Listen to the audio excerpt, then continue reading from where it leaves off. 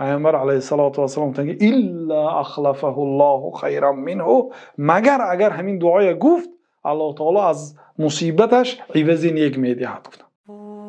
از مصیبت دنیا، طبیعت دنیا مصیبت است. لقد خلقنا الانسان فی کبد، هر روز یک مصیبتی نو است. یک برادر سالهای 2018 یک نزدیکی ما میپرسد که چی گپ داملا یگون نویگری هست؟ میگم که برو آمدم با آزادی.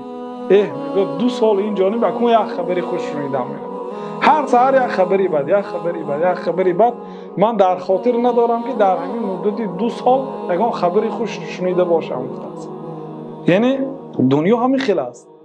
من خیزید یک مصیبتی نو، هر روز یک در دنیا یک مشکلی، یک مصیبت. یعنی از این مصیبت ها این سنت حیات دنیا هست، آمدنی هست. عقیده انسان مستحکم که شد اصلا این مصیبت ها خیر است. شاید دیرتر میفهمیم حکمتش را، ولی امروز طبع انسان خیره میشد. بنابراین وقتی که حضرت عایشه رضی الله عنها دیدن که پیامبر صلی الله علیه و سلم وقتی که چراغ خانهشان خاموش شد، انا لله و انا الیه راجعون گفتن، دعای مصیبت. و حضرت عایشه گفتن که یا رسول الله مگر این دعای مصیبت نیست؟ مقصد برای مردگان گفته نمیشه یک آدم وفات کند؟ گفتن که نه، هر چیزی که طبیعت مسلمان را خیره میکنه در مصیبت است.